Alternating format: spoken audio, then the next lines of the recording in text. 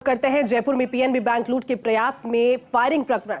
जोटवाड़ा थाना इलाके में घटना हुई, पुलिस ने त्वरित एक्शन लिया है और घटना के दूसरे बदमाश जिसका जिक्र था उसे भी गिरफ्तार कर लिया है। जी हां, लूट के बाद भाग रहे एक बदमाश को लोगों ने धर दबोचा था और अब इन दोनों बदमाशों से पूछताछ की जा रही है।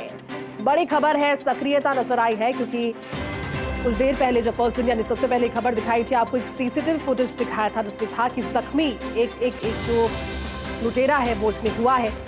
हालांकि बहुत दूर तक भाग नहीं पाया होगा। पुलिस ने अपील भी की थी आसपास के अस्पताल और क्लिनिक वालों से कि अगर पहुंचे कोई इस तरह से तो उसे तुरंत पुलिस के हवाले किया जाए या फिर सूचित एटलीस्ट किया जाए। लेकिन अब अपडेट ये है कि घटना का दूसरा बदमाश भी गिरफ्तार। राजधानी जयपुर में लगभग 10:15 बजे के आसपास लोग जिक्र कर रहे हैं कि ये हुआ जोटवाड़ा के मेन बाजार में स्थित पीएनबी बैंक की शाखा, जहां पर ही लोग पहुंचते हैं और जाते ही एक डमी हथियार इनके पास होता है। एक वाकई में जब वहां पर जिस तरह की स्थिति होती है, एक गन भी इनके पास होती है जिससे फायरिंग करने की कोशिश करते हैं और फिर लूट की नियत से दाखिल होने के बाद लूट को अंजाम देने से पहले ही कैशियर के साथ झड़प होती है। हमारे साथ सत्यनारायण जुट गए हैं। सत्यनारायण, बड़ी अपडेट है, पुलिस की सक्रियता नजर आई है, 2 लोग थे, दोनों को गिरफ्तार कर लिया गया है, क्या अपडेट अभी? और बिल्कुल जैसे दोनों आरोपी गिरफ्तार हो चुके हैं। मनोज और भरत मीणा उनके नाम बताए जा रहे हैं। दोनों को गिरफ्तार करने के बाद में उनकी जो मंशा पूछ, उन्होंने साफ कहा है कि उन्होंने पहले इस बैंक की रेकी की थी। रेकी करने के बाद में एक तो हथियार असली था, एक हथियार नकली था और दोनों बैंक के अंदर दाखिल हुए थे। लेकिन जब उन्हें लगा कि उनका विरोध होना शुरू हो गया है, बैंक के अंदर अधिक लोग हैं, तो ऐसे में एक बदमाश ने जो बैंक में लगा था नरेंद्र सिंह शेखावत, उस पर फायरिंग कर दी और 2 गोली उसके पेट में लगी जिससे वो गंभीर घायल हो गया। हालांकि घटना के बाद में एक बदमाश को मौके पर ही लोगों ने पकड़ लिया था। अब करीबन 2 घंटे बाद में पुलिस ने नाकाबंदी करने के बाद में दूसरा बदमाश को गिरफ्तार कर लिया है। फिलहाल इनसे पूछताछ की जा रही है और उधर जो घायल नरेंद्र सिंह है उसकी हालत अभी स्थिर बनी हुई है। माना जा रहा है कि डॉक्टरों की टीम उनकी जान बचाने का प्रयास कर रही है। थोड़ी देर बाद उनकी ऑपरेशन भी होना है जिसमें उनकी गोली बाहर निकाली जाएगी। हालांकि डॉक्टरों की पूरी टीम उनकी पूरी नजर बनाए हुए जैसी।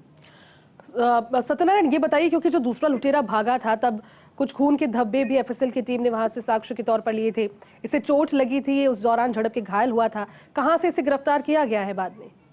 देखिए, दूसरा बदमाश, लोगों ने जब इन दोनों बदमाशों को पकड़ने का प्रयास किया तो एक बदमाश तो मौके पर पकड़ा गया था, लेकिन दूसरे बदमाश आपसी हाथ जो लोगों के साथ झड़प हुई थी उसमें वो घायल हो गया था, जिसकी वजह से उसके हाथ में से ब्लड भी निकलना शुरू हो गया था। लेकिन वो मौके से फरार हो गया और फरार होने के बाद में पास ही अस्पताल में पहुंचा था और अस्पताल वालों ने पुलिस को सूचना दी कि एक व्यक्ति आया हुआ है। तो उसके बाद में पुलिस ने अस्पताल का पूरा जो घेरा बनाकर उस बदमाश को भी फिलहाल गिरफ्तार कर लिया है। उनसे पूछताछ की जा रही है। आज शाम को करीबन 5 बजे पुलिस के आला अधिकारी इस पूरे प्रकरण को लेकर प्रेस वार्ता करेंगे जिसमें वो जानकारी देंगे क्या कुछ उनकी मंशा थी और दोनों बदमाश कौन से गिरोह के शामिल हैं जैसी।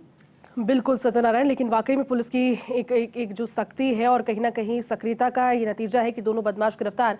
सत्यनारायण, और कोई जानकारी इस मामले को लेकर सामने आई, कोई और एंगल? बिल्कुल देखिए, दोनों बदमाशों ने पुलिस को बताया कि उन्हें इस प्रकार की उम्मीद थी। जोटवाड़ा इंडस्ट्रियल एरिया इसके पास नहीं है, औद्योगिक क्षेत्र है, तो ऐसे में करीबन 5 करोड़ से अधिक की नकदी इस बैंक के अंदर होने की संभावना थी। तो इसी संभावना को लेकर दोनों बदमाशों ने इस बैंक को लूटने का प्रयास किया था। वो जान रहे थे इस बात को कि एक बड़ी राशि एहसास मिल सकती है और सुबह सुबह टाइम इसलिए था क्योंकि सुबह सुबह बैंक के अंदर लोग कम रहते हैं, केवल बैंक कर्मचारी शामिल होते हैं। तो ऐसे में इनकी लूटने की पूरी इनकी साजिश थी। लेकिन जिस प्रकार से यहाँ पर लोग पूरे मौजूद थे तो लोगों ने हिम्मत दिखाई। उसी एकजुटता का परिणाम रहा है कि एक बैंक में डकैती की बड़ी जो घटना थी उसको विफल कर दिया गया। वहीं अब पुलिस के सक्रिय करते दोनों बदमाश पुलिस के हत्या कर चुके हैं। फिलहाल से पूछताछ की जा रही है और शाम तक का हमें इंतजार करना होगा जब पुलिस के आलाधिकारी पूरे प्रकरण को लेकर प्रेस वार्ता करेंगे और मीडिया कर्मियों को जानकारी देंगे कि कुछ इसके सामने कुछ आता है पूछताछ के लिए। जी ठीक है सत्यनारायण, शुक्रिया आपका पूरी जानकारी।